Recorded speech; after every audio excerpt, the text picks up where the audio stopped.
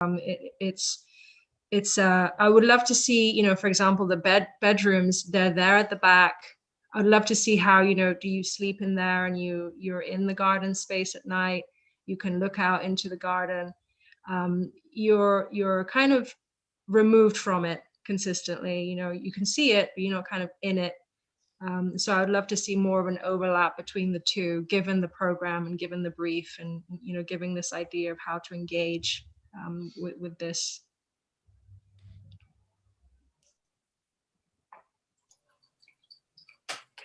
I was going to say, like, I think it's really, really lovely in terms of everything that you were showing graphically. I think it was really well presented.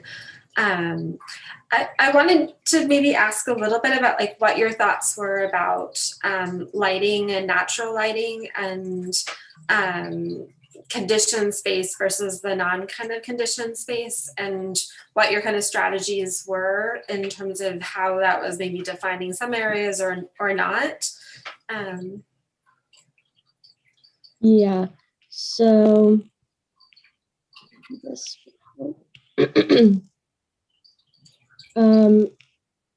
so I have like a light element right here because obviously sunlight will come in through the greenhouse sort of ceiling, but not at night, obviously. So I needed to also include some artificial lighting elements as well.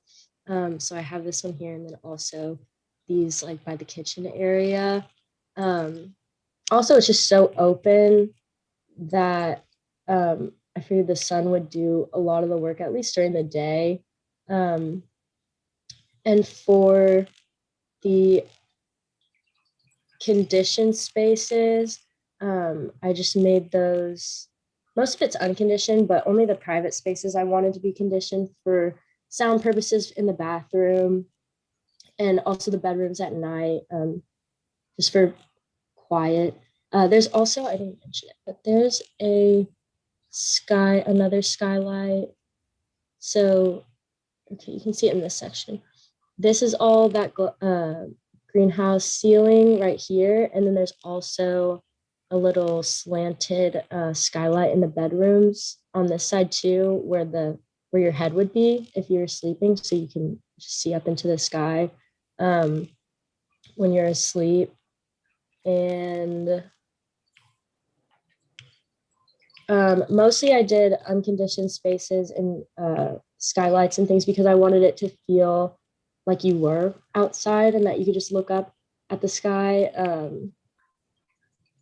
So yeah, I don't know if that's exactly what you were asking. Yeah, I think that this is like still it. I think the premise of the studio was to kind of still challenge us on what those relationships are, and I think that that's a really valid still investigation, even from the notion of interiority. I wonder still, and maybe you have the luxury of going first, so we'll kind of figure this out more probably as we see the other projects.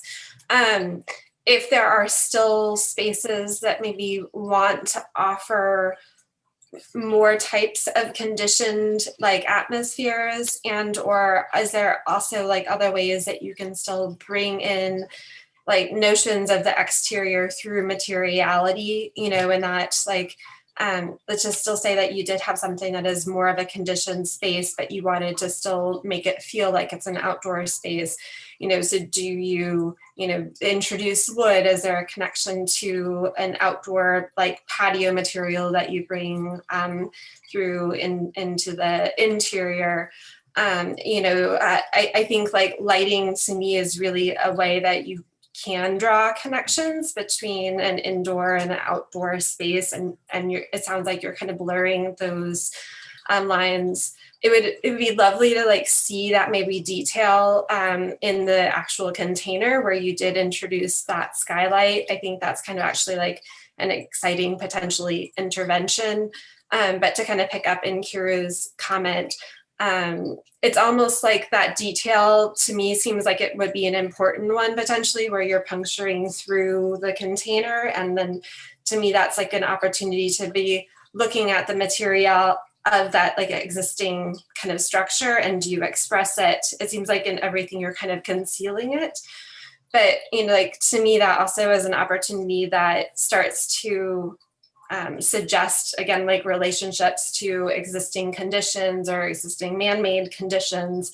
And so when you kind of conceal it all, I think sometimes you're kind of obscuring the history of potentially, you know, it's something's origin. And, you know, even kind of still going back to your initial kind of textile study, I felt like there was something that was really kind of like magical about this kind of, you know, you were kind of creating your own intervention, but yet you can still read the history of the subject matter within the pattern making. And I think you can still think about the materiality of what you're working with as an opportunity to kind of be telling a story. But I think overall it's really, really well done. And I don't know, it's kind of posing exciting ideas of what interacting and occupying these spaces would be like. So I agree with that. I think it's really nice. I think the representation is excellent. And I'm really curious about how you moved from line drawing to these end renderings that are more atmospheric and rendered. And I think to add to Lisa's comment, I'd be really curious to know why you made specific material and say decisions with plants or spatial decisions based on anthropocentric thinking, or whatever your attitude towards the Anthropocene is. As represented in your beautiful textiles. Wait, I'm sorry. Could you reword the question? So I guess I'm just curious, like if we're framing this as something where we're engaging the Anthropocene and human relationship to nature as something where I think you're choosing between observing or being within. I'm curious how you chose materiality and plant material and spatial adjacencies, both indoor and outdoor. Like I think the conditioned and unconditioned space is really clear, but you know, materials and plants, how are those decisions made under the conceptual premise of engaging the Anthropocene? Well, for materiality, I wanted to include a lot of, I know Augustina said that the brownfield site is also a dumping site for older construction materials that kind of become integrated with the nature of the site that overtake them over time. And she said most of the materials that are dumped are concrete and steel, like rebar and things like that. So I wanted to incorporate those sorts of materials of the site, like the man-made trash kind of the site, with that rainforest theme of the pristine flora of the rainforest, and how it's kind of, that's why I have these walls covered in vines, and why the plants overtake a lot of areas, because it's like the plants are growing over that material on the rest of the site that's been dumped. Is that what you were asking? Yeah, I think, yeah, definitely. I think that makes some sense to me. And then the volcanic rock is just to engage that palette of something that is in the rainforest or adjacent to. Yes. Okay, got it. Because usually it's very polite, Kennedy. It's lovely and it's polite and it's nice. But I can tell, you know, you're an extremely talented designer, and, you know, we're all here to help you succeed, you know, moving forward. And you really want to have something coming through, you know, some sort of energy and opinion on the subject. And I feel as though you've had an opinion, you have a thought, you have an idea about it, but it's still, it feels very standoffish or standbackish and non-committal. You know, and I would say, you know, don't be ashamed to just be aggressive about it. And sometimes that contrast is beautiful. You know, I would love to have seen, and you have the wood tones of the table and the wood of the cabinetry there in the kitchen. Again, you know, very kind of blending in with normality, and it feels very casual and regular. But I would have loved to just see the harshness and the contrast of that container, the shipping container, You know, the ivy that you have there, it's very tame and very polite. I would have loved to see that coming through from the canopy above and then just dangling into the space and just being rugged and natural, you know, doing its own natural thing, not being confined to this one surface. And then the concrete, I think, is itself very tame and again, polite. It's so smooth and flat and clean. You know, maybe the living room should have been the gravel. You know, how does that feel if you're walking through to the couch and it's on this crunchy, you know, again, you have that audible aspect, and maybe there are plants growing through it in pockets within the living room, even within that sunken area where you have the couch. Maybe that's a whole gravel pit, you know, within there that you come down off the smooth, very pristine, polite concrete surface into something that's a little bit more engaged and rugged. It seemed like you wanted to be like overgrown, but you kind of held back and just let it be kind of separate, discrete elements again. And I think it goes back to that, you know, the tiger and the digger machine. They're both pretty aggressive, but then they were just kind of like politely, you know, overlapping each other there, not like fully engaging and digging in. So yeah, it's a great project, fantastic layout. You clearly have a great eye for design, but I would just challenge you to take more risks. Yeah, I like those ideas a lot. I see what you mean now by politeness instead of fully engaging. Yeah, I like those ideas though. And Agustina, please let us know what time we have for each student, because I feel like we could overrun quite a lot. If each person gets like 10 minutes or 15 minutes, I don't know. But you let us know. There's four students for 2 hours, so each one gets roughly half an hour. We could probably, okay, good, I spent good, 5 good. minutes introducing the project, and so we could probably go another 5 minutes. But if you guys have any other comments, we can wrap those up at this point. I do want to ask about the door here. This view of the outside, the patio here. How does that ever get enclosed, or it always stays outside? Which door? Well, the lack of door, I guess, is the right here in the oh, I'm front. sorry, the upper right image with the big glass roof, and then you can see. Oh. Okay, yeah, we talked about a few different options for that in these renderings. I just didn't show it. But I was thinking one idea that I didn't do was to have, well, two ideas actually. So one was for this opening right here. We talked about having some sort of screen right here that drops down, like a waterproof screen that drops down to kind of shut off this interior space in case it's, you know, raining or something like that. And then for the front door, I thought about doing a bamboo screen door sort of thing, maybe a sliding one, but I wasn't really able to get into that as much with the time that we had. But I did try to do something like that in one of the renderings, but it wasn't looking very good. I didn't have enough time, honestly. So yeah, the concept is that there would be a door there. It's just not shown here.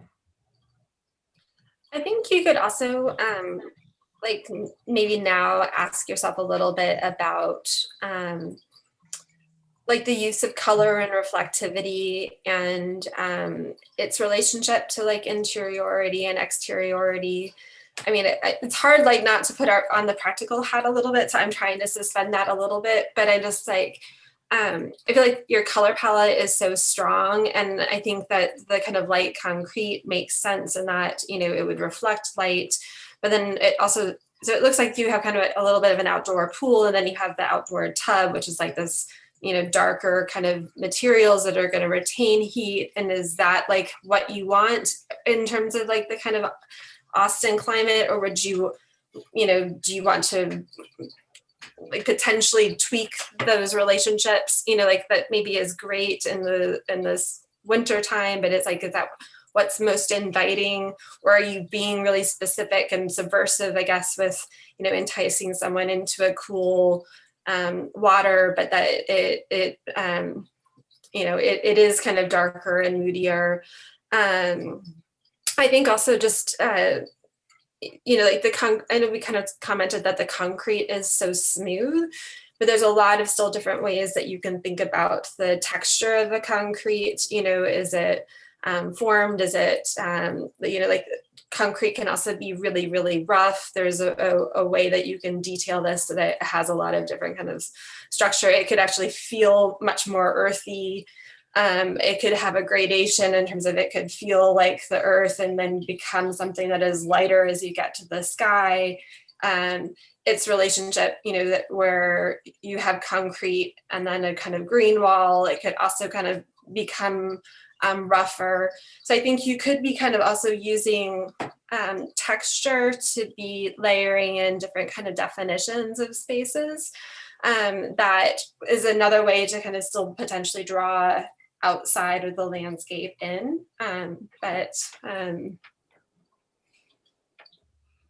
It's fun to be able to talk about this stuff. So I think one comment to add to that, and to add to something Nakuru said earlier, was that the proportioning of plants is something that's really interesting, because I think how you're using it right now, it's something that frames and spatializes from the exterior. Like it's almost acting as a wall or a wall covering. And I think another way to engage that is to reassess that proportioning and maybe treat the plant as object too, that divides space, maybe not as a wall, but as, you know, something that sits in the middle of a room. And I can think of like the dissolution of space or interior, exterior that, you know, of course, all the modernists use, but like someone like Junya Ishigami, he did a pavilion at the Venice Biennale in 2008. And if you look at the drawings for it, you can't tell what is exterior and what is interior. So I think like looking at something like that dissolves those barriers more would be interesting. And I think because you're such a talented designer and you've represented this so well, I can sort of go back to that conceptual engaging the Anthropocene and question the use of concrete and steel and glass as something that exists on the site, because really those are the primary components of how modernism was trying to dominate nature. And they're still the, you know, three most used materials in the construction industry. So I wonder, like, even to go back to the points of, say, subversion with the pool, I think you could also do that in terms of the materials you use. Like, is the concrete really rubble that comes from the site? Is it something that's rough, something that shows that it can't be recycled, or this is the only way that it can be recycled? I think engaging those extremes could be interesting too. Thank you guys so much, Kennedy. Such a strong project. Thank you for all your hard work, and those comments are awesome. So I'm really excited to move on to Sophia's project. She's going to be presenting next. Thank you, guys.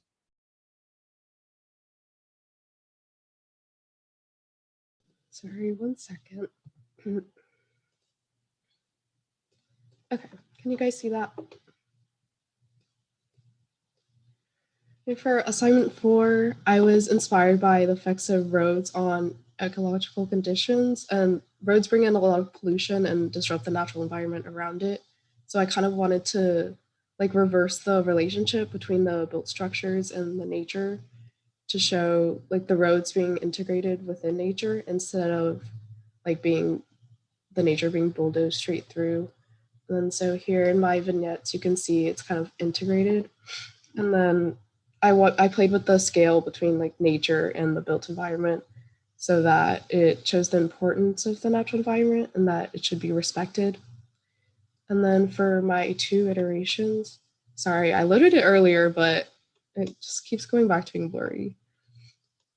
I kept the design pretty similar to traditional tools, and I just played around with the scale of the vignettes and also with reflecting them as well. And then for assignment 5, this is my precedent sheet. And my images are here on the left. And then these top 2 are some sketches I did the first day we started the assignment. The one on the left, I was just playing around with how I wanted to set up my containers. And then this one was a sketch of what I wanted to do inside. I didn't keep much of it, but I still wanted to show the process. And then over here is what I ended up doing with my containers. And this is how it's set up on the site. And here's my axon. So for my design, I wanted to create like a very exciting retreat space that played with the boundaries between the interior and exterior, and to use layering to allow the inhabitants to be both participants and observers of nature. And then for my plans, this is the bottom floor. So you enter from here, and when you walk in, you immediately see this entrance atrium that contains a tree, and it's open to the outside. And then you go into the living room, which is facing the river. And then you can exit these sliding doors into the dining area over here with the kitchen. And then there's also a fire pit. And then over here, there's a little study space. And right here, I took out most of the wall that was next to the stairs so that all of this is open into the atrium and you enter it from under the stairs. And then over here is the outdoor shower area that leads into this enclosed bath space that has a little seating, and then bathtub, and then the toilet and sink. And then this is the top floor, which I kept pretty open with just a bed and a pull-out couch. The containers weren't super large, so I wanted the space to feel very open and relaxing. And the doors on the right here then lead into a roof garden. And then my sections, again, just show the living room, the bath area, and then the bedroom. And then over here is just the other side. And I opened up a lot of these walls to just be glass, since this is the side that faces the river. And then for my renderings, this is like a wider exterior view. And then you can see like most of the outside of it. And then right here is my living area. And this area really plays with the layering of the boundaries, because from the living room, or this window especially, you're an observer of nature looking into the atrium. But once you actually go inside, you're a participant, but you're still surrounded by these glass walls. So it still creates a boundary that separates you from the nature of the site. So you're an observer while also being a participant within nature. And then this layering also applies again to this window, because it frames the plants inside the atrium, but it also frames the site beyond it.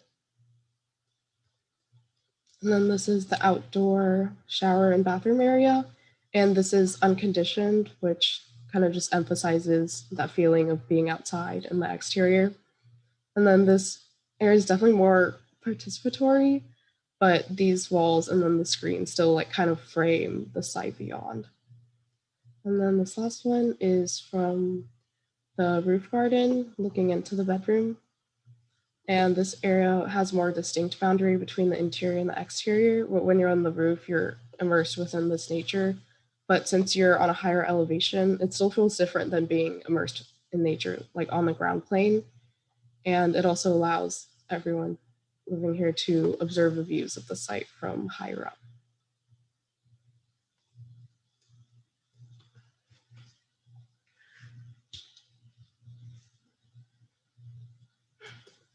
Could you talk a little bit maybe more about your initial precedents, and also kind of maybe your use of color as it's applied? I'm thinking that there's a connection, but I don't know if you exactly talked. I can go back. I just feel like when we were introduced to the project, a lot of everyone's immediate reaction was to go with materials that were already had like a natural finish to it, and I wanted to do like kind of the opposite of that and add a bunch of colors and more like graphic elements to it to kind of like contrast against the nature, if that makes sense.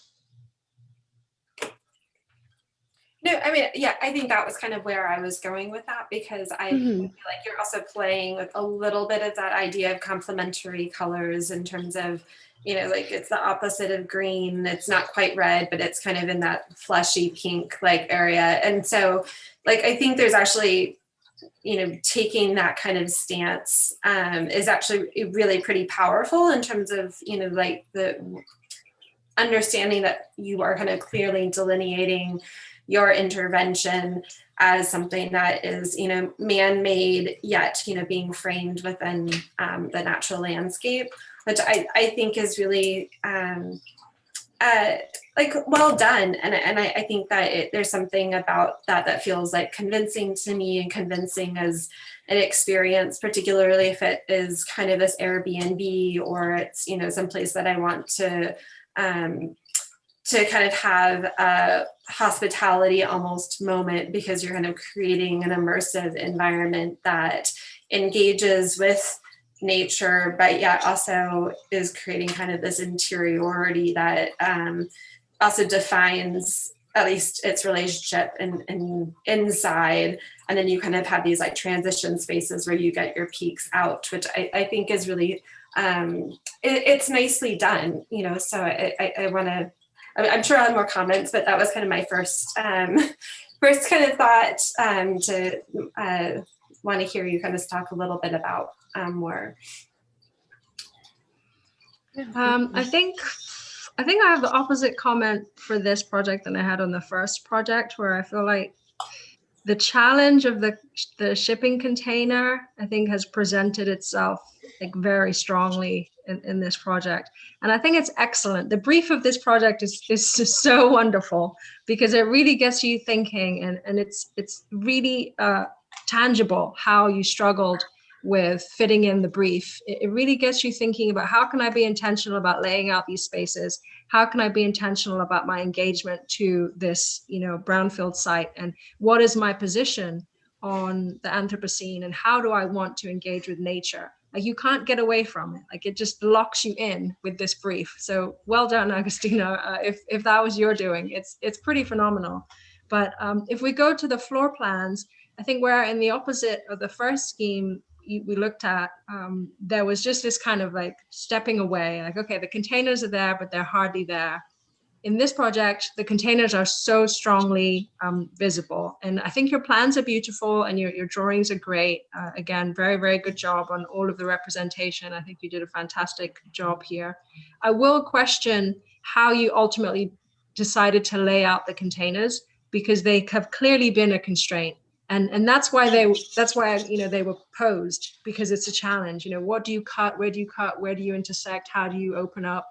And I'm not certain that they worked well in the end.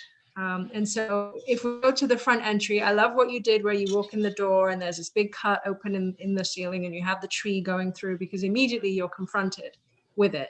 And that seems to be your approach here. It's like, okay, you want it to hit you in the face. You want everything to just confront you and be like, bam, you're in it, here you are. But then you have the living room there, and it's kind of squeezed down. And then you've got this workspace next to the stair, and that's also very compressed because of the limitations of the container. And you happen to have these very long, you know, you've chosen the long, thin ones. And then you go upstairs, and the bed just about fits in there. And so where there are all these cuts, I wonder if there could have been more of an expansion. Maybe two could have gone in, or maybe you just cut it and let the outside come in, you know, like just open up that living room instead of having just the slider and it's back against the wall of the container. You could have just kind of just ripped off that side of the container, you know, and just said, okay, we're doing away with this. You know, there's no wall here for a study. On the other side as well, where the staircase is, you put a similarly compressed zone for the planting. Maybe that's what you wanted. Maybe you wanted to feel the compression of the container, but I'm just not certain whether you were being constrained by the containers or the containers were constraining you. But there definitely seems to be, the tension there of this long spaces, and I'm not certain the program really fits in comfortably. And if we go to I definitely agree. I did notice that while I was working on it. Well, let's take a look at the 3D views, because some of them, you got the people in there, and they're kind of looking out, and it feels, like this lady, she's on the couch and she's kind of looking across. I think this is where it starts to become like the most telling. And in some spaces it works. There is this compression, but then in other spaces you just kind of feel like you're sad because you're in this box, right? You're in this container and you want it to be out in nature. And why did I get this Airbnb? Darn it! I could have gone with the other one. And so, the question is just what could have been done differently?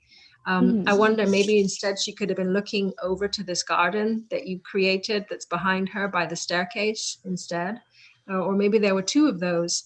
You know, maybe she's sitting in the garden. Maybe the couch goes in to that garden space right behind the staircase, you know, instead of it being a separate thing kind of away. That's where all the light is. That's where all the fun and the engagement with the landscape seems to be happening over there. And then I hear what Lisa was saying, and I feel the artificiality. You know, I feel that you're trying to create, okay, this is artificial, this is almost plastic, and this is nature. But it's not, you know, because it's metal, right? And metal rusts, and metal has its own character and its own kind of integrity to it. And so I'm not really, again, convinced with this layer of pink over the top, you know, and these kind of the circles, and trying to make everything feel more man-made and in contrast to the landscape. Because it isn't, it's ribbed, you know, and over time that the paint's going to chip away and the plants are going to come all over it, and all of that's going to get torn off, and the rust will come in, and you can't hold it back, you know, and so that's something that, again, you're fighting against the character of this existing found object. So yeah, I like the project. I don't want to be the full Debbie Downer here and just like be laying it on. I think it's beautiful, but I'm just highlighting, you know, maybe some of the struggles that you had with putting it together. Yeah, no, I agree. I think it is such a clear contrast to the first project. I think, like everybody's mentioned thus far, that you're really using the shipping container, expressing the shipping container, and you took a lot of care to even model out all of the smaller components to show its shadow lines and its structural elements, which I think is really nice.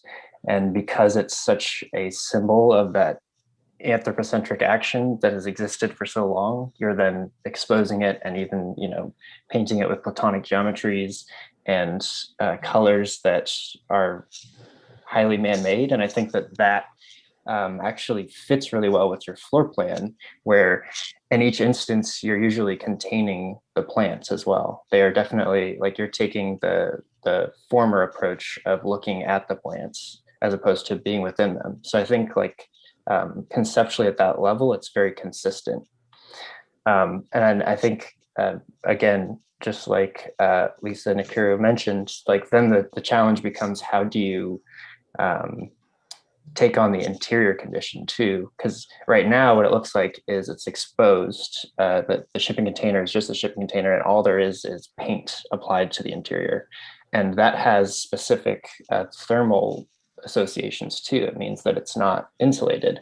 And so I don't know, like, was that the intention? Is that just as much as you are contrasting these man-made symbolic components, you're making those people also have to accommodate, cold or hot, or whatever that box is sort of conducting or not conducting, or whatever the outside condition is. What was that sort of an intent, or is there another layering, or is that like actually a double layer of metal so it is insulated? Not really. We didn't really focus like a lot on the technicality of it, so I didn't really think about that.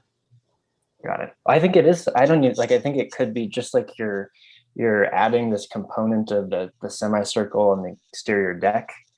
Like, I think it's something that could be considered, something that's either a wall covering or whatever material that is, because I think you're making a very clear statement with what you're showing. This is just a metal box. This is going to be really hot on the inside or really cold.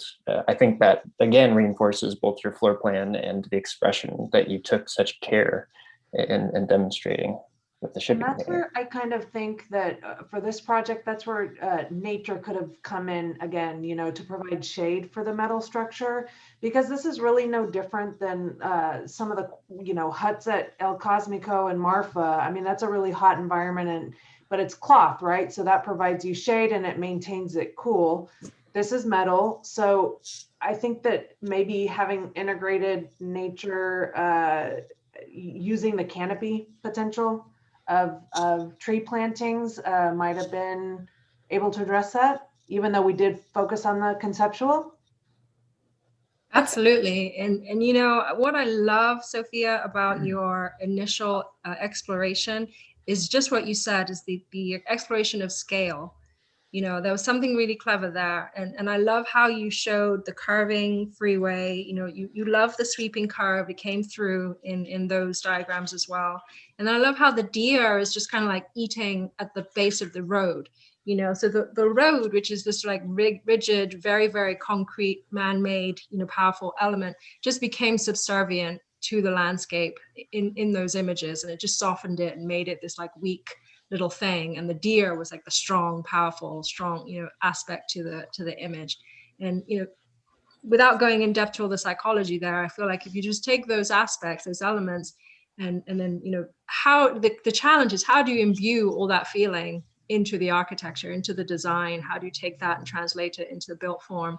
And so I wonder if, just as Zeke was pointing out, you could have, for example, this pink bookcase that's back there, if you abstract that out and that becomes this tube of wall, whether it's drywall or gyp or whatever it is, but it becomes this tube inside the shipping container that gives you the insulation and then transforms the hard shell structure to this soft, you know, liner, essentially.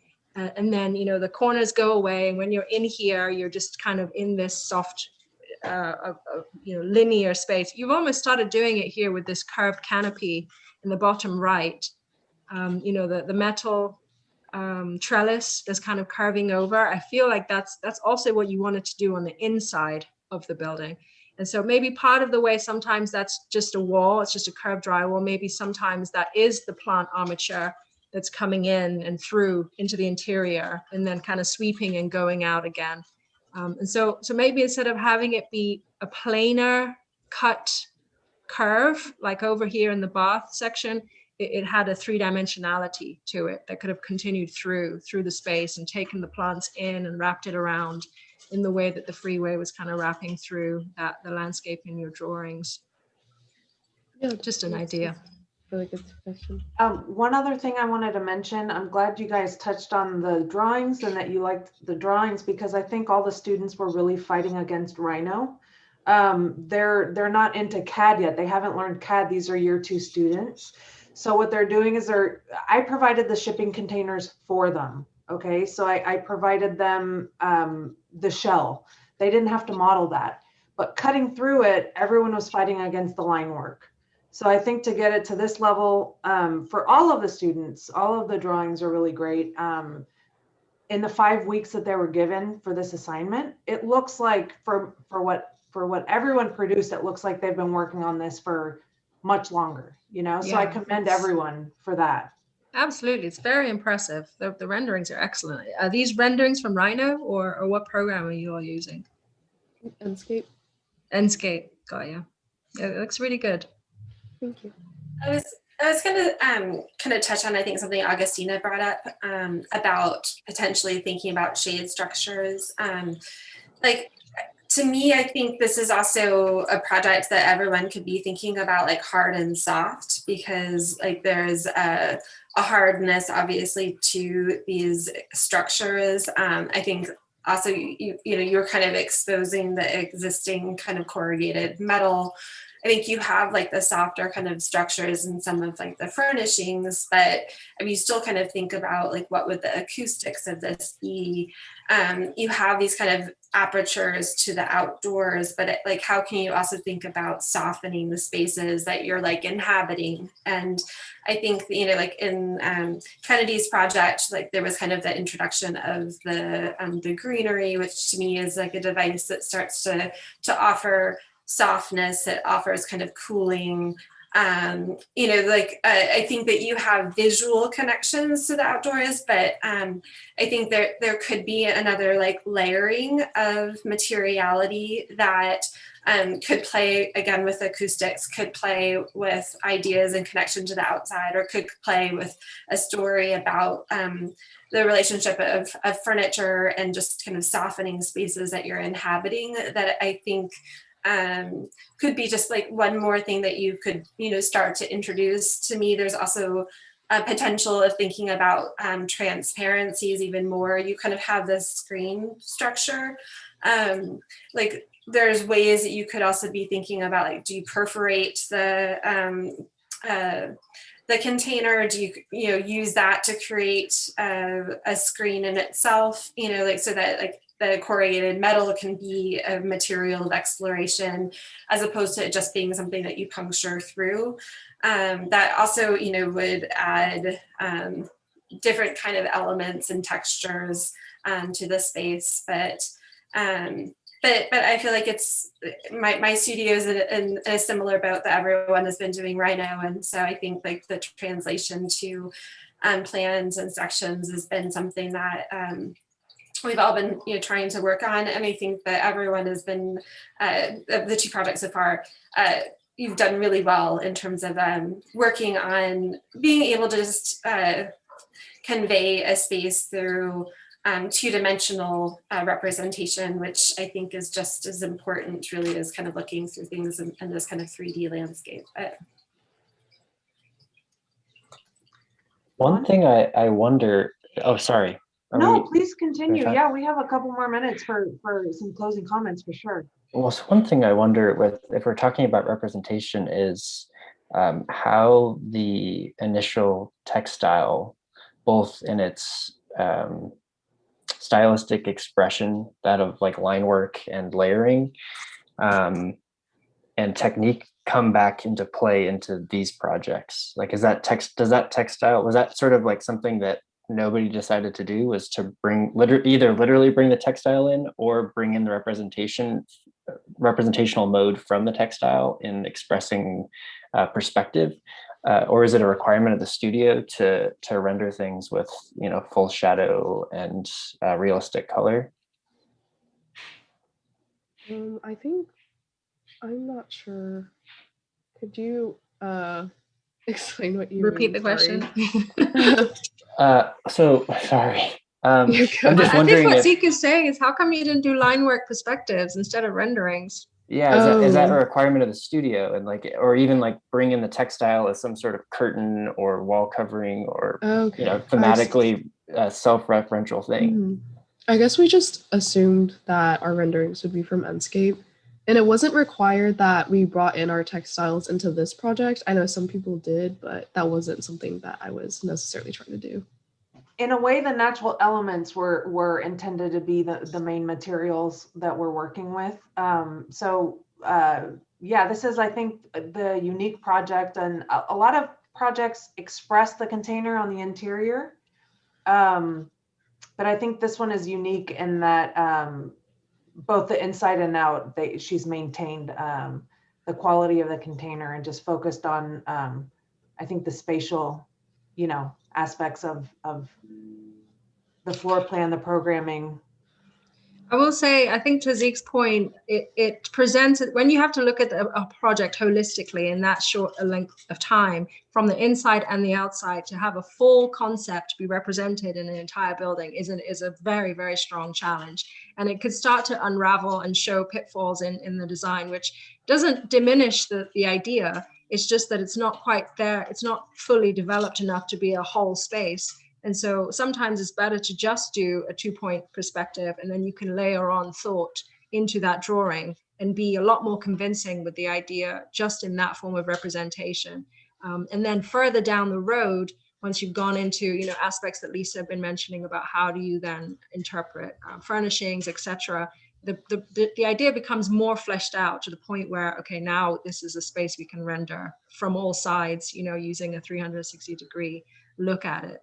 But in the out there with a portfolio, and you're shopping for clients and you show them this idea as it is, they may think, okay, this is not quite there yet, it's not fully fleshed out, and then you might lose them. And so the choice of representation just at the early stages, I think, is critical, to be like, here's the 2D thought, just as a snapshot, as a collage, some depth of space there, but not like a fully rendered space. And then they'll be like, oh, this is amazing, can just be the twist or the difference. Yeah, definitely. Thank you so much. Oh, go ahead. I'm fine. I Are you think that was a sure? good ending You comment. can go ahead. We have a couple minutes. Okay, well, yeah, I totally agree with everything that was just said. Like, you could even start with like the first approach to all these perspectives is something more akin to your textile, in that you can abstract these perspectives as much as possible and start layering in slowly through collage or line work or whatever it may be.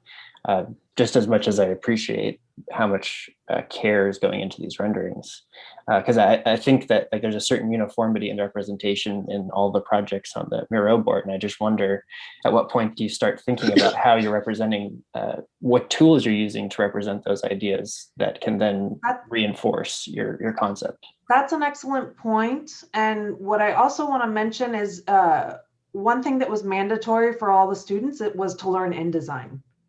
And that was essential. And so from the very beginning, I was very prescriptive. I don't know if you read the entire brief, but I was very prescriptive in the layouts. I told them the minimum number of sheets, the minimum number of renderings, the margin size.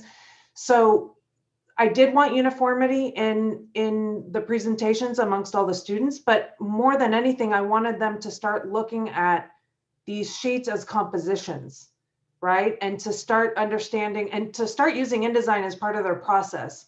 So ideally what they would have done is done a cartoon on all 4 sheets at the very beginning, laid out their process images, the plan and process, and then repopulating it as they went along as part of their process, so that they could always have their entire arms wrapped around the whole project and really understand where to fill the gaps and how it's reading from the very beginning. So that was something that they all focused on. And so, yeah, a long way to say that I was extremely prescriptive in how they presented the work.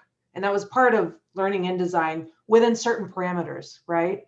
So that they could grasp like the most basic commands of it and the tools and how to use it as a tool. So yeah, that makes total it wasn't sense. free form, you know?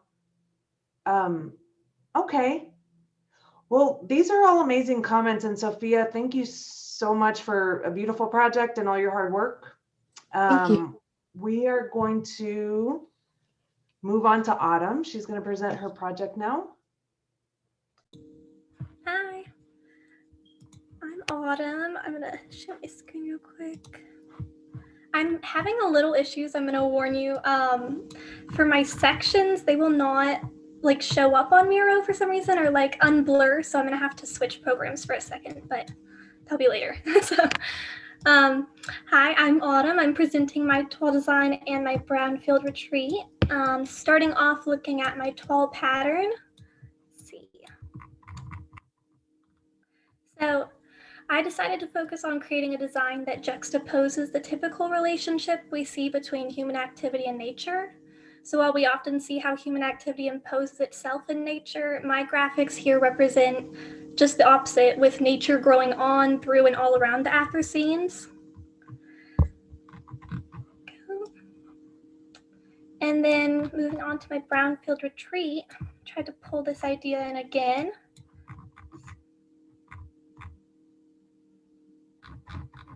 Okay. So I continue to play with this idea, introducing plant life into and all around the interiors, blending the lines between what is out and in and man-made versus natural. So the first sheet shows some of my inspiration images and the initial steps I took while planning my design. I tried to focus on 3 primary strategies to create a space that not only allowed occupants to view nature, but also directly interact with it. And the first strategy I used was inspired by these top images, and it's bamboo screening, which allows partial enclosures while still allowing light in and views out. And rather than leaving these screens bare all around, I have climbing vines growing up the screens on the bottom floor, as you'll see later. And that brings the plants into the interior and provides another curtain of privacy. And then I also used vines, as seen in this image, to blur some of the rigid edges of the shipping container, and also creating more visual private spaces in the exterior. And I implemented a vertical plant wall inspired by this image here. And that was just to further the connection to nature and allow another level of interaction, tactile and visual. And then here's my progress images. And they just show how I planned the structure and placement of the shipping containers based off the natural topography of the site. So I focused on allowing for views of the river, which is located southward, and I positioned my more public open spaces towards this direction. So my living room here, which is entirely glass enclosed almost, and that just creates a great view to that river area. And then above, there's a outdoor patio dining area, and that can look down, and then the kitchen area here, which has glass sliding doors, so it looks directly out.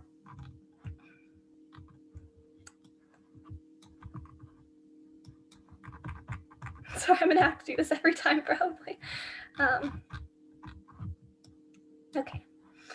And then here, moving on to my axonometric, the drawing to the left, you see the canopy, which provides shade to the outdoor dining space located just below. And you see the walls and roof of the kitchen, which has glass sliding doors to allow views out to the river, and hanging vines, which provide privacy to the seating area below. And then moving on, the middle image shows more of what is going on in the interiors, as well as the view of the pool. In terms of plant life here, I introduced flower beds surrounding the outdoor dining area. Sorry. Go. Yeah, and a pool area below, and a little herb garden that's connected to the kitchen, so occupants can go right outside and pick their own herbs while cooking. And then there's 2 atriums that lie beneath the stairs right here, and then another screened in atrium adjacent to the bedroom. And these bedrooms, so here's bunk beds, and this is a single bed.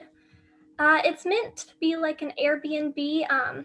It's super open, so it's more like, kind of think of it as like camping. There's conditioned spaces as well, but it's for very close friends who want to go see nature. And then looking at the rightmost image, you can see the exteriors of the bottom floor. So you can see the vertical plant walls that line this threshold space and can be seen from the above patio area through this walkable glass floor. So yeah, this is the plant wall, and you can look down into it from here.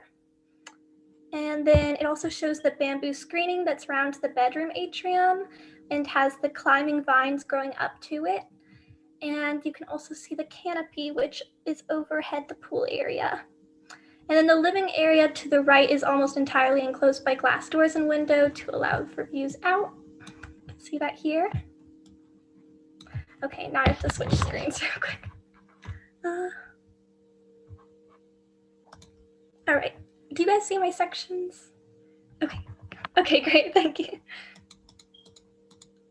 Okay, so this is the, here we go.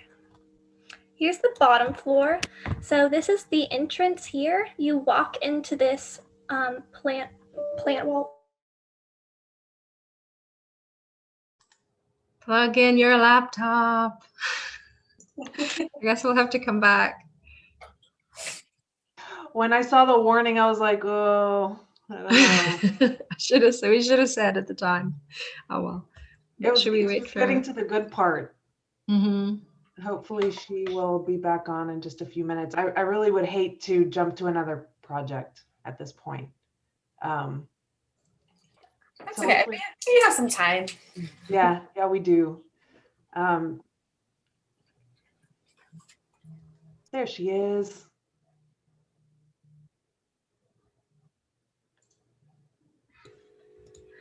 Hey Autumn, did you plug it in? My internet it just cut me out. Sorry about that. Are you plugged into power? Yeah. Okay. Okay, great. All right, back to this. Okay, so yeah, the plant wall is here. So you enter here, and then you can go through the sliding door into the living space. And here's the atrium beneath the stairwell, and then the living area here. And then here's the pool, the seating area, and the bedroom, bathroom, and bedroom. This has the bunk beds in the vine enclosures. And then up here, this is the second floor. So here's the flower beds that surround that outdoor dining area. Here's the kitchen with the doorway leading into that vegetable herb garden. And then the surrounding plants of the pool, the canopy overhead the pool. Yeah.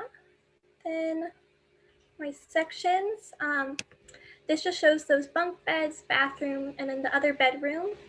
And then here's that pool area with the surrounding flower beds, garden over here, kitchen over here, and then that outdoor patio area.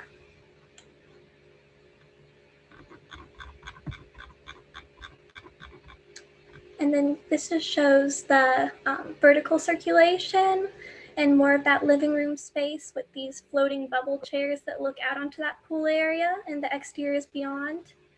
And the vines that create some privacy in that patio area. And let me switch back. Sorry about this. Let's see. Okay.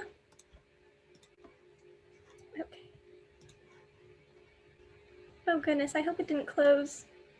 Ah, here we go. Okay. And here's the rendered perspectives.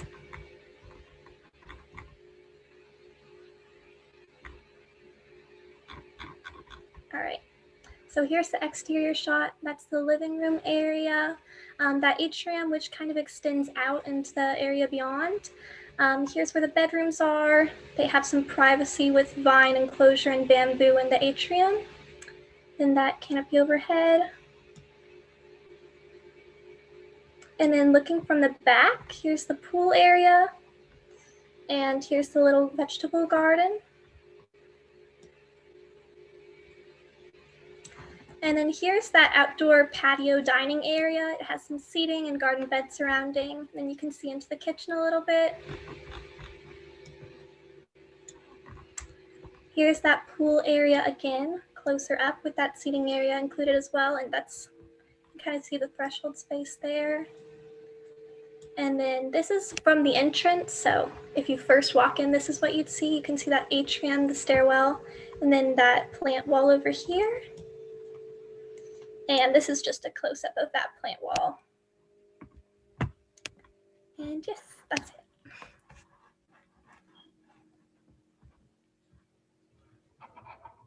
Thank you, Autumn. Is it Autumn Shattuck? Yeah. Okay, great job. You have done an excellent project. You should be extremely proud of this work. Don't let anyone tell you otherwise. And Thank you. now into the criticism. Yeah, of course, that's okay. I think that I was very excited when you showed the first idea of this cage coming up and over your overall structure. And this image that you have on the screen now is excellent to stay on and discuss it, because you're really talking about the limitations of plant growth, right? You created an armature there and the plants can attach onto the armature, but we can coexist because they can only come outwards so far, right? So that very first image where you showed the overall cage and you said, okay, there's an armature, I got really excited because I imagined a whole, jungle being able to grow over the top of the shipping containers. And then we as caretakers come in and we trim, you trim it back, whoever's looking after this space, and you maintain that liminal gap between, maybe it's 3 feet or 4 feet, where you can still walk through and the plants can be wild, but you don't get overtaken. That was really exciting. My son is just waking up, but don't worry. And then later on, you went into the images and the cage was gone. The overall armature had disappeared. And I don't know whether it became this wooden structure and sort of you trimmed it down and you took it, pulled it back in certain areas.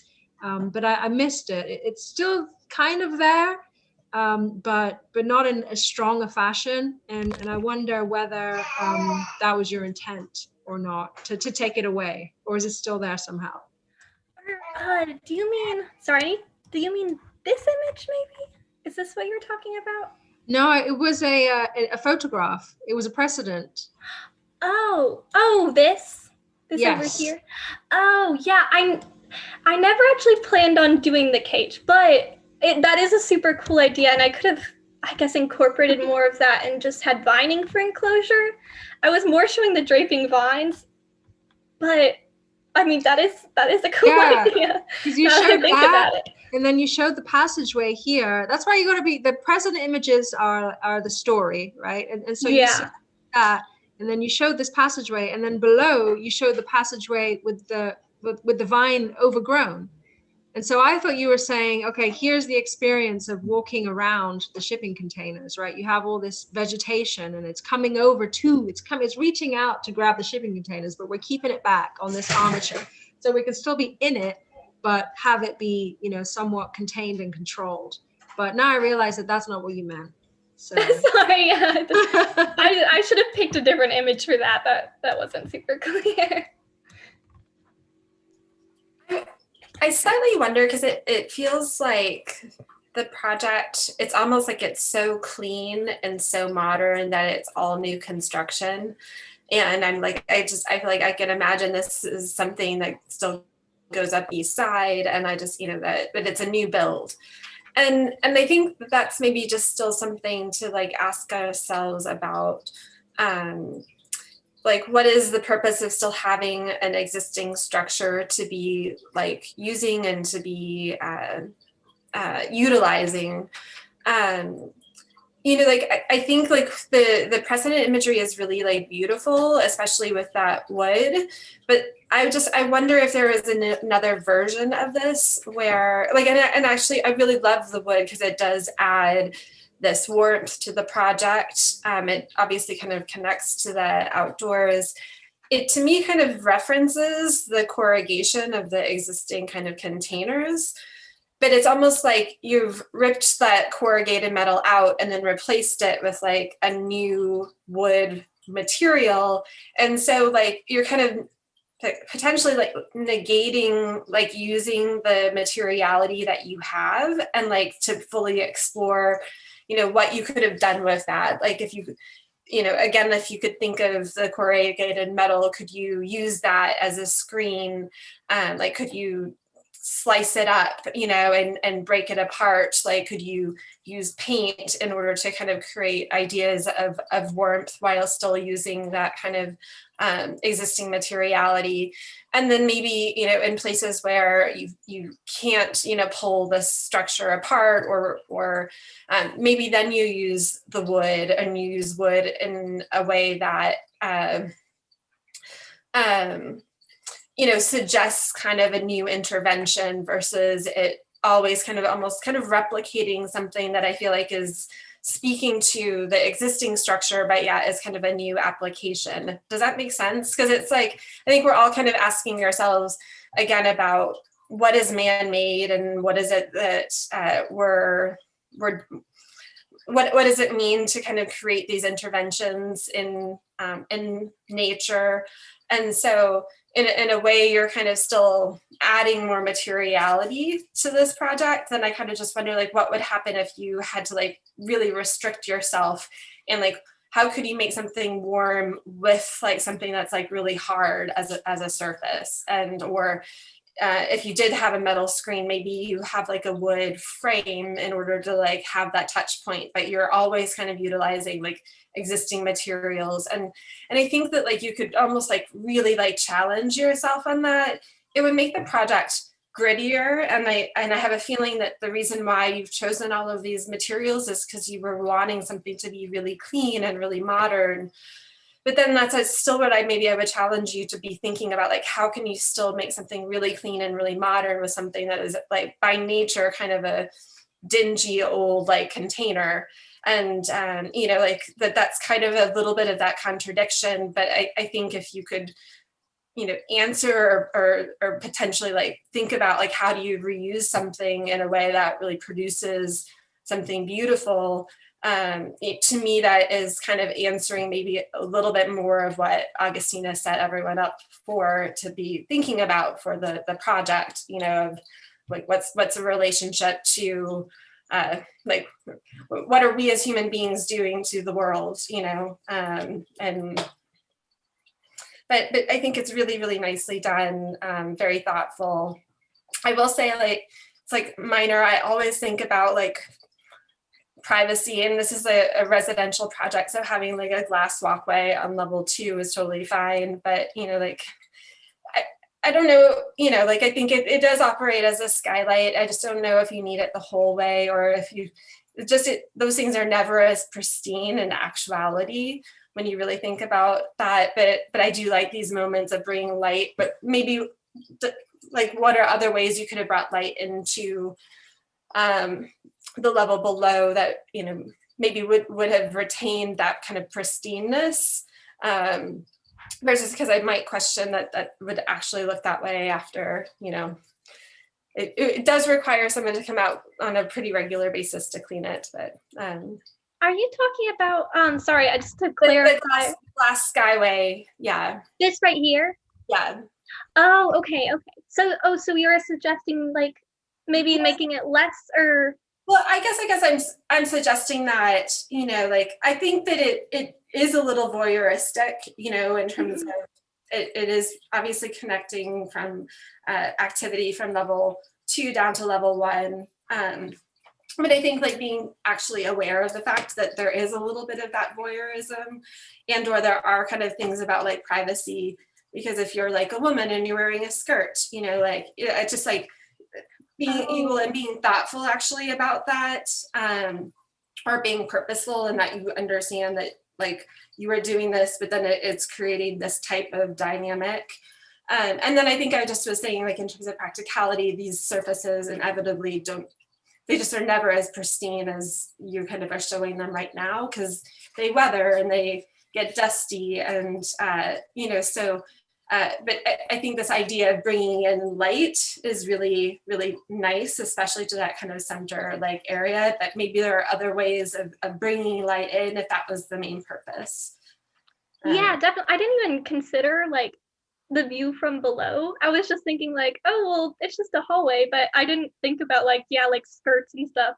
That's a very good point. I did not consider that at all. So also, so for the material, you were talking about that wood cladding and just like maybe just using it a little less so I can keep those original materials. Is that kind of what you're suggesting? I mean, that was what I was suggesting. I mean, like, or just to be thinking about that, because Yeah. it's suggesting this corrugated materiality, but like, could there be a way that you could be doing that with the existing kind of container? Yeah, definitely. I think that's something that I noticed too, is your project seems like the biggest rejection of the shipping container that I've seen. And I think what that creates is something that actually is more akin to the lattice that Nakira pointed out in the precedent image, where it is this sort of light frame. You're only using the shipping container for its structural integrity, and everything else is filled in. And I really like what Lisa said about potentially when you take out those pieces of the container, you could then reuse them to do a lot of the things that you're doing with the materials that are then infilling from outside, like the wood and this tarp curtain element or the lattices over here. Like I could see all of those things in some way being those components that you have taken out or distorted or changed.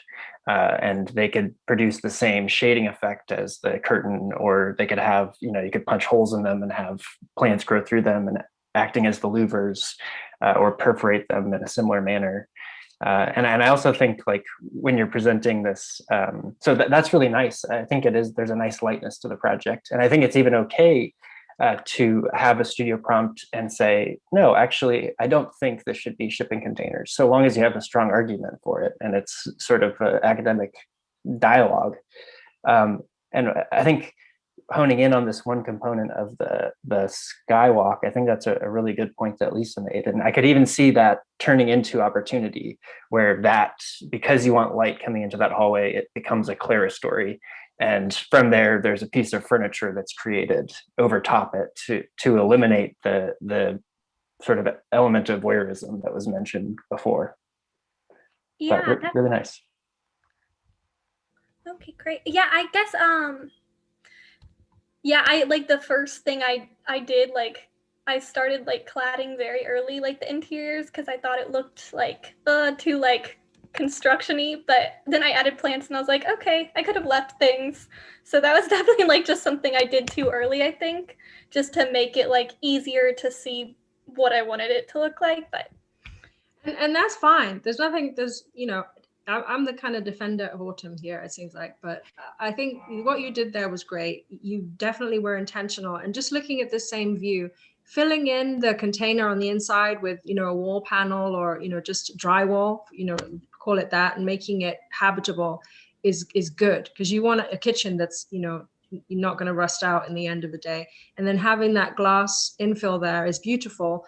But I think the comments are, you know, what happened to the piece that you took off? Because you removed something from the shipping container. Where did it go? Could you have just left it in there as the wood? You know, that could have become the guardrail, and reuse that and have it still be in the project as an echo. Or, you know, think of it as the shipping container kind of exploded out. You took all the skin off, but it's still there, just on the outer orbit of this structure that you've created. And, you know, technical things, little touch points of, again, realism here. Consider the size of the glass. Consider how you are.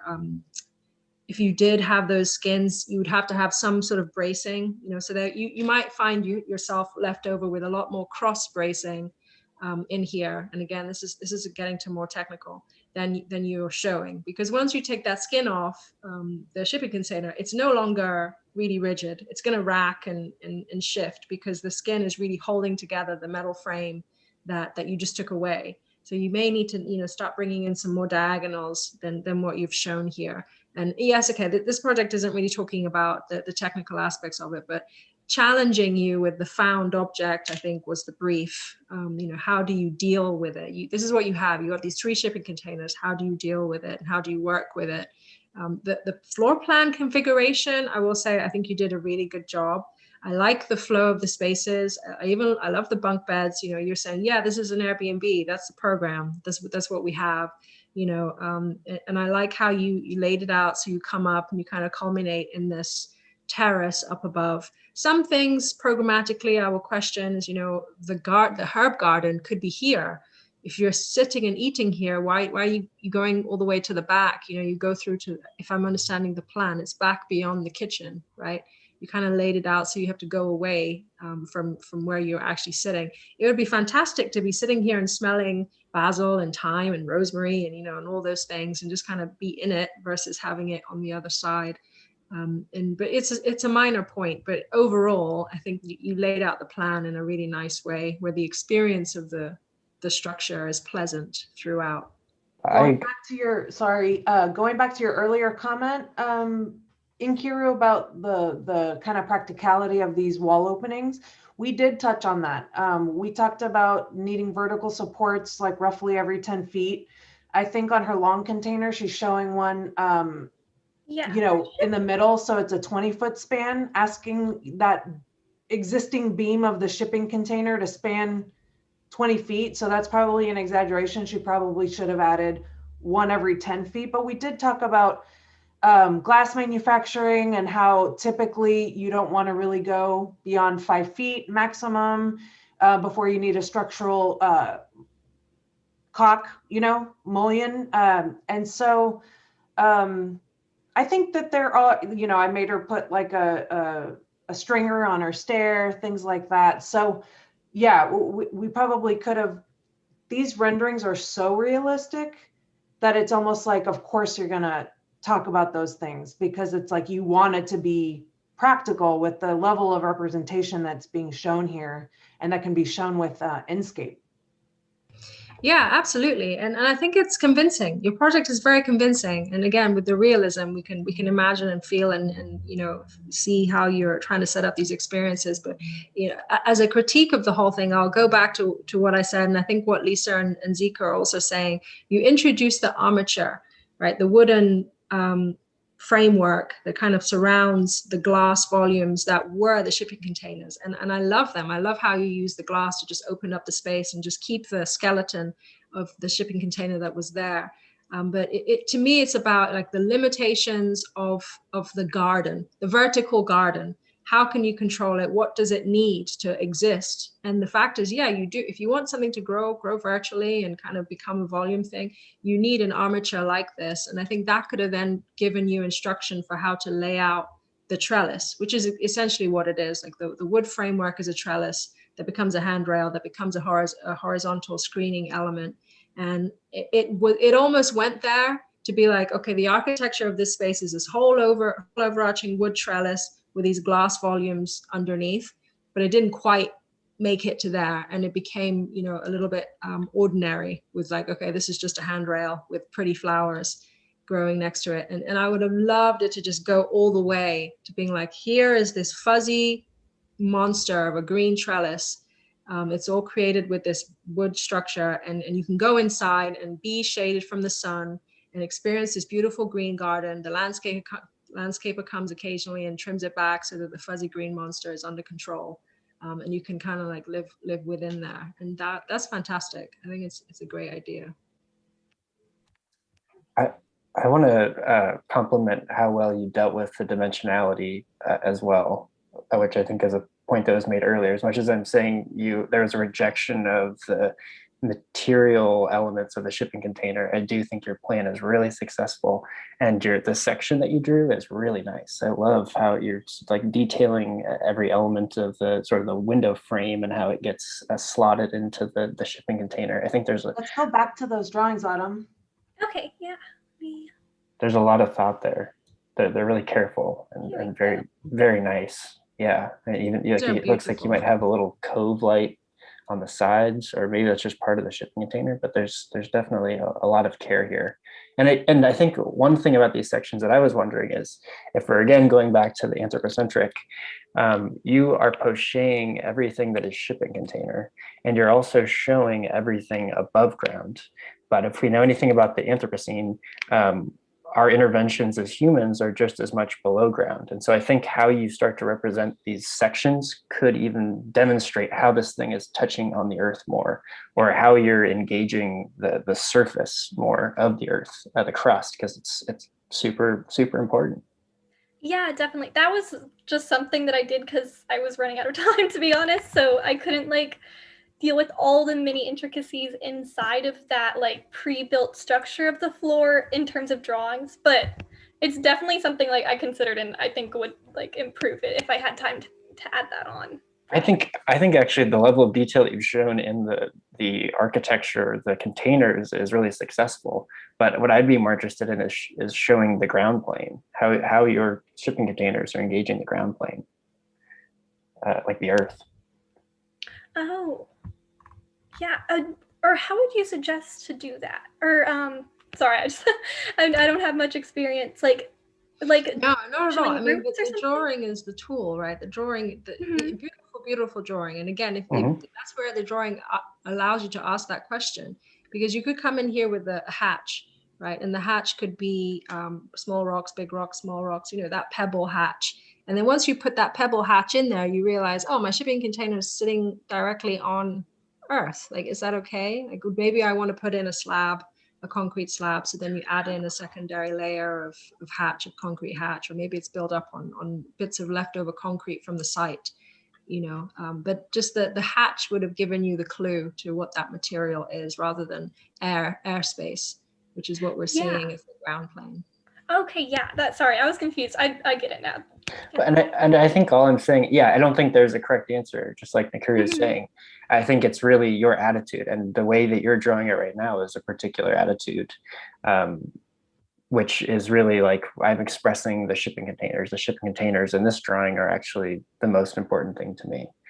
And I would just ask, or I just wonder if also representing everything below ground is important, considering the premise of the studio, or at least how you're at least engaging that ground plane. But it's a really nice drawing, and your perspectives are also really interesting too. And I think they start to bring up the question of the shipping container again, like at the pool. I'm kind of stuck on this. Like there are actually specific moments where you are expressing the shipping container, and I wonder what the reason for that is. Or maybe it's just at the edges, and maybe that was a rule for you. Or the shipping container was left pretty much alone on the exterior. Like I didn't clad anything, so it's the original materials on the exterior besides paint. I just took away a lot of walls, so it seems like there's like nothing left, kind of, because it's like incredibly open to everything else. But yeah, I guess I wanted to leave it because I felt like it went well with nature, the natural curves of the box. So yeah, but definitely which is should bring great. it more. Yeah, Mhm. that's wonderful. Mhm. So it sounded like you said when you said exterior, do you mean on the back side and the ends, and you took out just the inside face, or which? Yeah. Okay. So I didn't take it out. I just cladded it with wood on the interiors, but everything else about the containers are left alone unless it's like a glass wall. So then I would just took out the walls completely, pretty much. But Great. Thank I you so much. just wanted to add, sorry, one precedent. If you have a chance to look at the Nature House, Anders Solvarm. I think, Augustina, you're familiar with that from the Home series. But this project reminded me of that. It's a guy who has an autistic son, and he built this whole greenhouse around their house. And they live in Norway. I think it's Norway or Sweden, somewhere that's extremely cold. And so the greenhouse around their house, think glass conservatory style greenhouse with the steel structure, it enabled his son to be able to come into an outside space and be with a garden without getting freaked out, because everything else kind of really upset him. And then for the family, it allowed them to have this like perpetual summer, because the greenhouse just kept all the heat in there, and it would be snowing, in the rest of the country, but they're in this kind of green blanket. And some of the imagery here really reminded me of that. So if you have a chance, Anders Solvarm. Yeah, I would definitely look at that. And I'm glad you brought that up, because the whole premise of that, the reason why he did it was based on need. Their needs as a family for shelter exceeded the quickness of which he could build. So he needed like a very quick and cheap way to enclose the space to be able to house his family. So that's kind of an interesting concept too, like, like thinking about elements that are needed for these programs, versus kind of elective. yeah, could you say the name again so I can look that up? It's called the Nature House. The Nature House. Okay. Anders Solvarm. If I'm pronouncing Solvarm, I'm not sure. If you have it open, you could put it in the chat. And like a ton of the Sol, the French firm who just won the Pritzker Prize, are pro at the winter garden, the idea of the winter garden or exterior space as partially enclosed interior space. Thank you, Autumn, so much you. for all your hard work. It's a beautiful project. Thank you so much. Gave us a lot to talk about. Jade, we're gonna close this session with you. All right. Okay, so starting with assignment 4, I focused on deforestation and also just the impact that it has on wildlife. So I had a couple close-ups, but then also some faraway pictures, and then of course a couple animals. I wanted a still life and then also an action one, and then I converted those into drawings, and then I kind of played with layering and reflection and scale, rotation. And so for like example, the close-up of the leaves, I also just like chose a portion of that, and then I added some color to create a pattern. And then going into assignment 5. Okay, so the left half is my inspiration and precedent images. The top 3 I pulled mostly for materiality and also plant life. For example, the first photo, I incorporated these hanging vines in my design as well. And then this this water walkway was something that I really focused on, just water in general. With the river being on the site, I wanted to have a strong concept of water and all the water, or at least trying to keep most of the water elements in the home in some sort of connection to the river.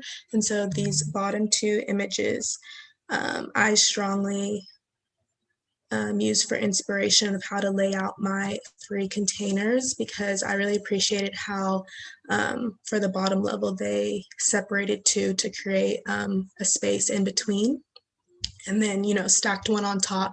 And so I wanted the largest container to be the living area, which also has the kitchen, and then a smaller container for the bed and bath area, and then the container on top is an outdoor office space. And a couple materials that were native to the site, such as corten, I included, and also a lot of steel finishes. So, okay, starting with my axon, going back to that water walkway, that was something that was a big part of my project, and that is definitely the center of it, and that's how you can enter, which I'll get more into my plan. And then I also wanted an outdoor dining area with limited space. Obviously, this retreat doesn't house many people, but I wanted it to be a space where you could still entertain and have plenty of people over. And so I actually created this extended roof element on top of the first floor so that there could be a large balcony to complement the outdoor office, where you could walk all the way around, and there's an outdoor staircase on the left side of the building. So going into plan, if this is the walkway, you would walk these steps to enter. This is the front of the site, and you could enter to the left, right here. You could enter to the left into the kitchen and living, or to the right into the bed and bath. And then the plants, and you'll see in the renderings, I incorporated hanging plants all the way around, and there is a break right here in the wall where you can walk out into the outdoor staircase. And also, speaking of breaking up the container, I originally had a sort of vertical siding, sort of like Autumn's, but after I got inspiration to design a new wall, and that is also made out of corten. And I introduced that in a few different places throughout the home. And then moving on to sections. So the first section cuts into the living area and kitchen. And so that you would be entering around right here. And then you can also see the office space on top in the glass railings. And you can see the break in this wall to walk outside, and some shelving. And you can see the corten wall, which creates a really just unique break of a wall, and also nice shadows. And then the second section cuts into the other containers, so the bed and the bath, and you can also see the outdoor dining and also the hanging plants. And so I also, going back to the concept of water, I included an extension for an outdoor shower. And then this is also, you know, the bathroom sink, and then even the kitchen sink is towards the back of the home. So really anywhere where there's like running water, you're still pretty close to the river. Like, and the outdoor shower and even the bathroom, they are pretty unconditioned spaces. And so you could hopefully, you know, even hear the running water while you're running the water inside your home. And then,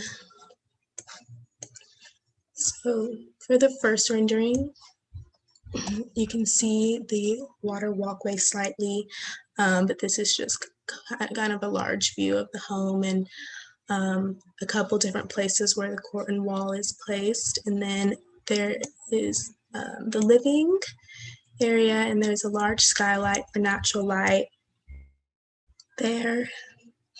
And then also you can see the balcony. I let it wrap all the way around so that you could, you know, look down And then these ones. So this is a view from the back of the home looking front. And outdoor shower is kind of right here, and the bathroom is right there, the counter. And then the bottom one shows the outdoor staircase and the break in this wall, and this leads all the way up to the outdoor office space. And then these are blurry. These last two, the one on top shows fully the outdoor office. This is also kind of looking from the back of the home to sort of the front. And if you look closely, you can see the desk. There's a glass wall, but you could also walk out on either side out into this balcony.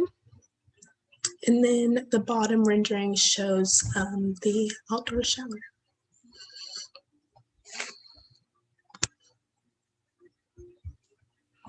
Wonderful. Thank you. Thank you. Few things for me to ask you, and also to say I love the fact that you said outdoor office. I think that the last year, the pandemic, everyone was working from home. I could definitely see this Airbnb rental being something that somebody would snap up and just think, I'm just going to move out here for a year until everything sorts itself out, and work in this space. Post-pandemic, if this was just a pure holiday destination for somebody to come and hang out in Austin, I probably would expect the outdoor office would revert to just being a secondary living room, which is still awesome because you have that view and that rooftop space. Overall, I'm getting there's a very Miesian vibe with the way you've laid out your plan with the planes that are and if you're not familiar, the Barcelona Pavilion in by Mies van der Rohe would be a great precedent for you to look at, because he has these planes that just feel as though they're holding up the roof, and then everything else is very open. Having said that, I have questions about the roof. You are showing these big overhangs. I'm not sure where the container still is. You've got these thick surfaces. How that's achieved with the container, I'm not sure. It seems like a whole new construction, because that's not a roof of a shipping container. I know you wanted to provide some shade and have the roof give you that architectural appearance, but that's a whole different type of construction technique. And then the other point that I wanted to raise was your approach to the planting, which is great. I love it. It's very lush and thick and deep.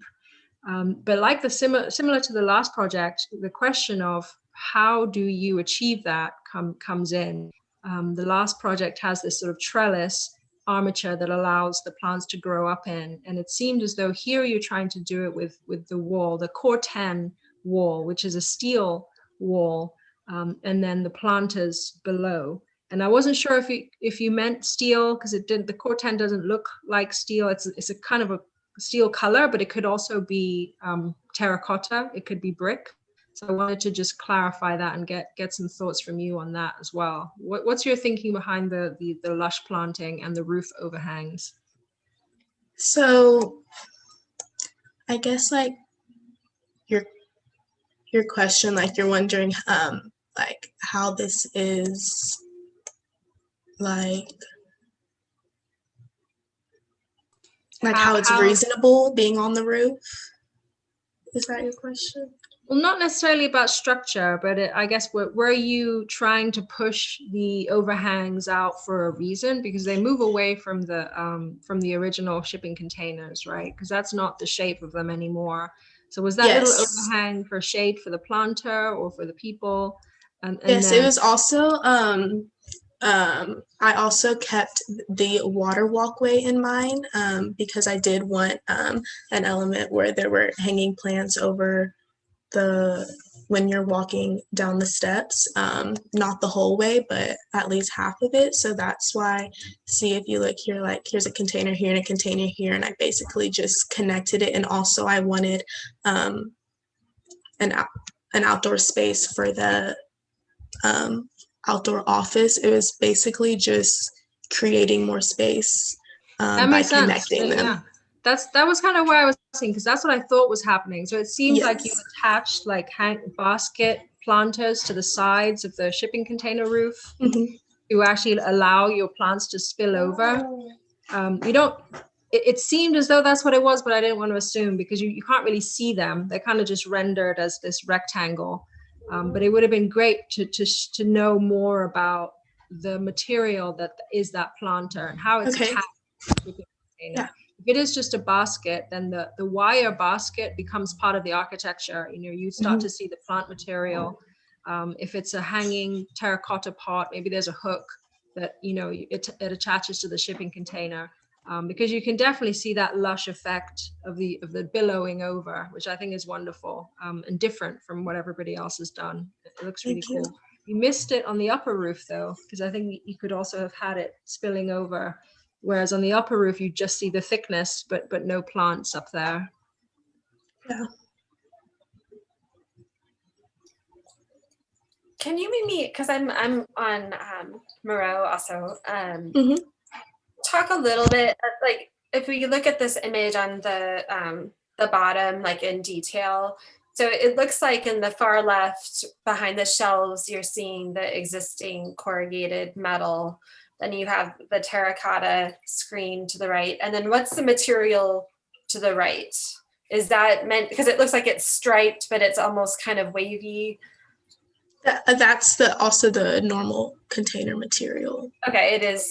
All I did was change the color. I think it was originally a darker color and I lightened it up, but it's the same material. Okay.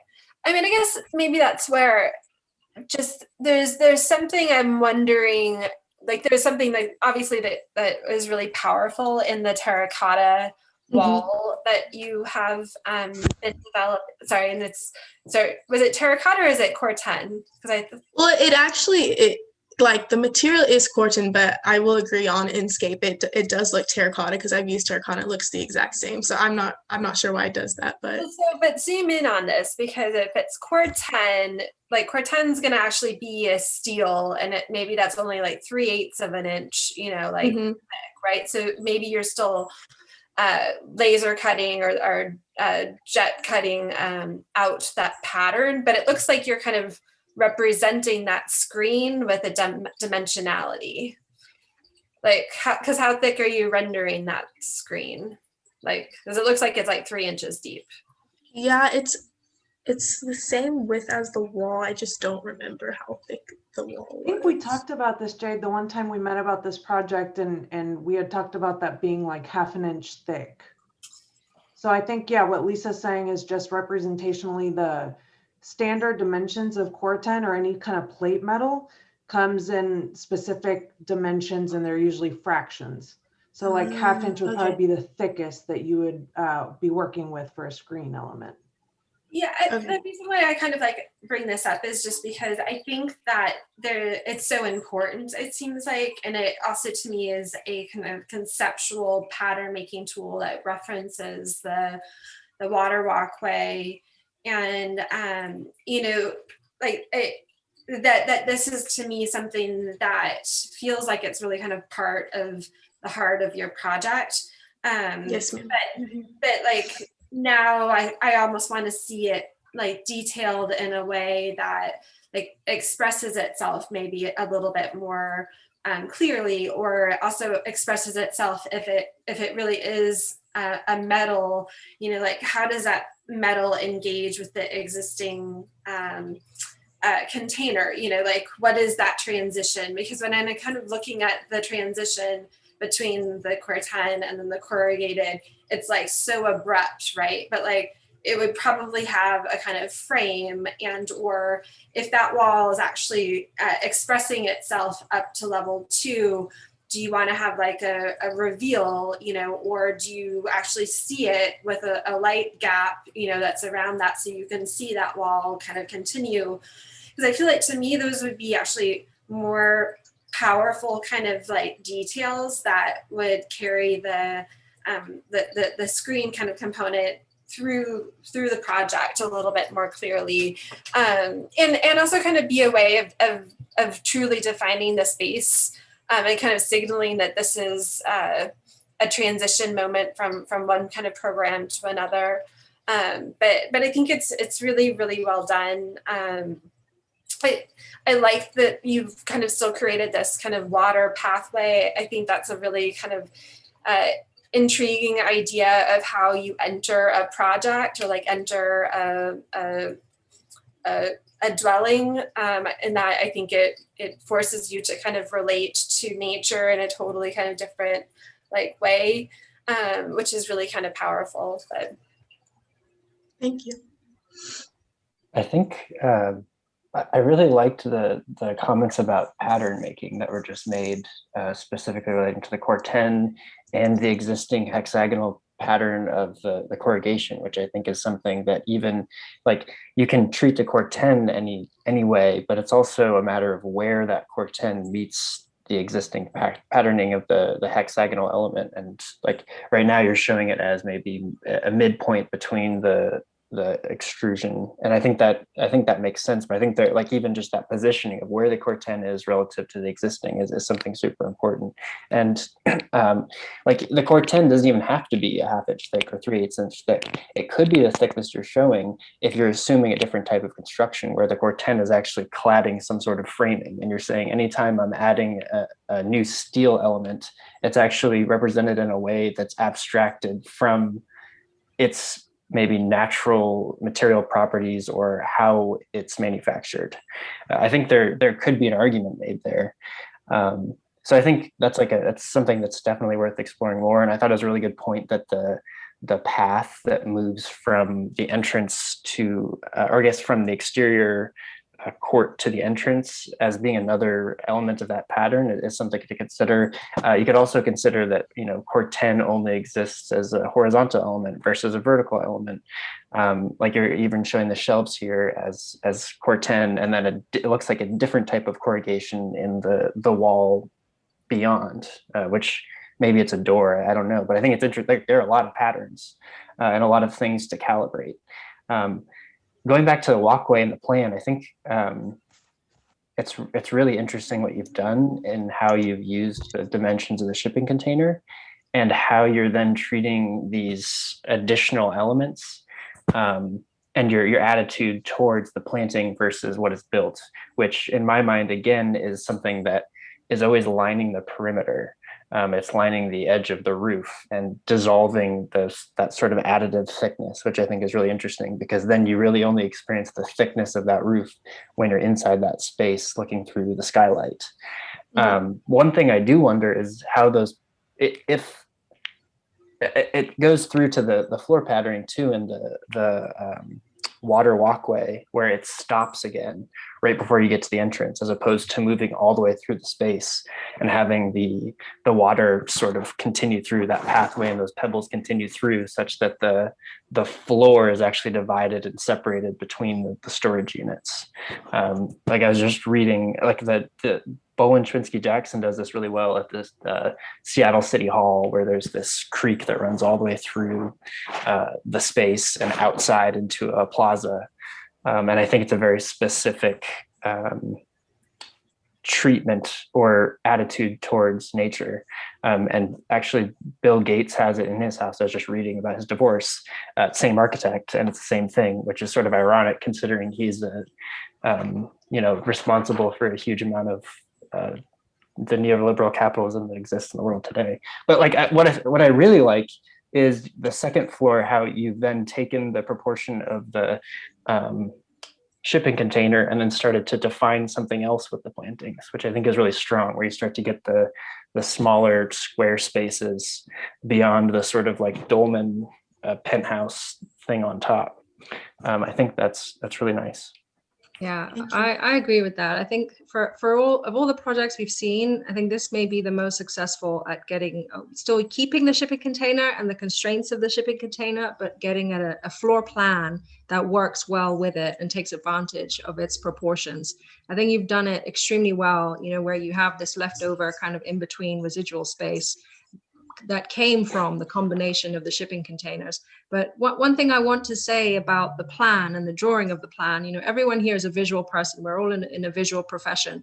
And the ideas that we have, the suggestions are what the client is buying, and that's what we're selling. And we can only sell that through the means of our tools, which are the visual representation. And so honing in on the visual representation and treating the visual representation as the most financially important and significant tool that we have, I think it cannot not be underestimated. And so becoming expert at it is really the goal. And here you're showing the plants on the ground surface, but in reality they're above, right? And so you wouldn't see them here. You would just see the wall thickness, and they would only come out in the section. And that's important for your idea, because you're saying you can still see through. You can, you know, whatever the view is beyond to the forest and the river and the garden, you can still see, but you experience the planting overhead. And here's a section to show that.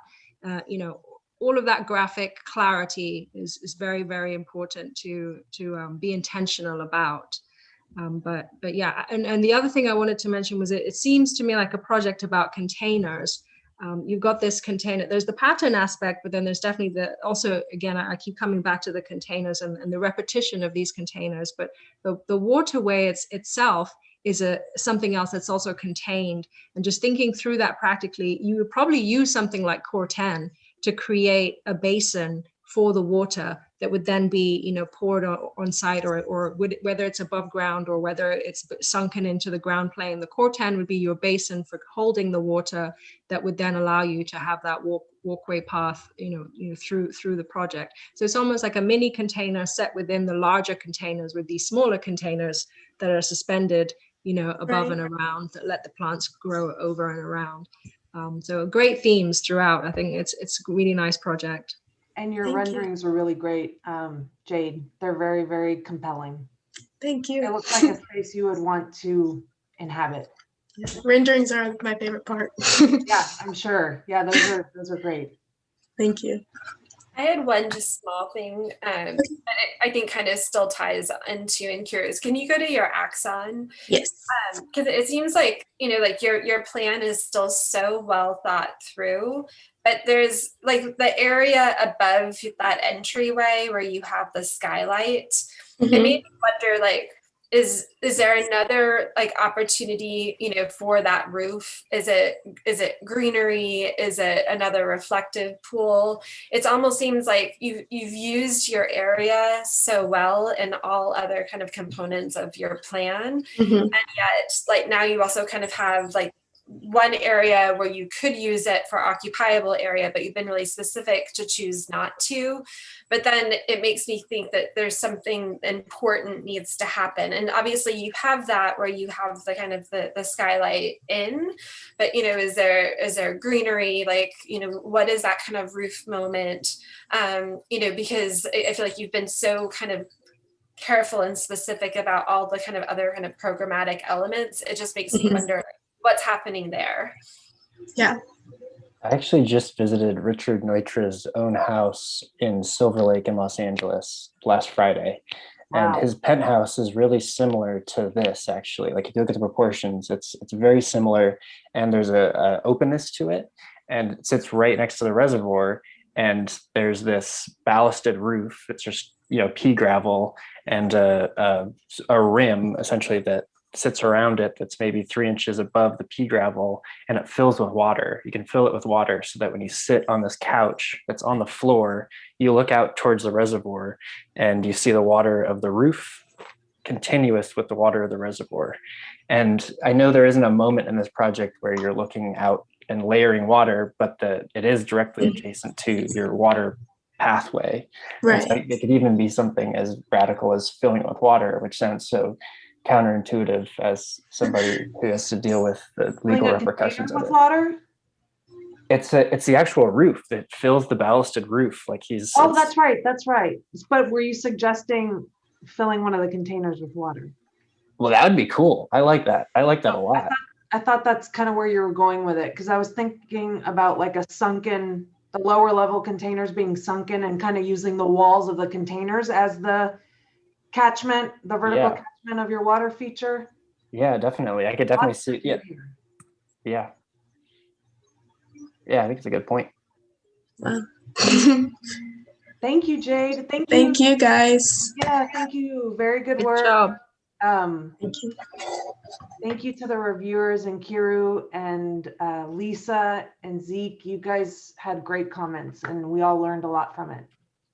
Thank you. Thanks so Really much. Thanks, Agustina. It was great to see all the work. Yes, Yeah, really, great really to see well you guys. I'll see you.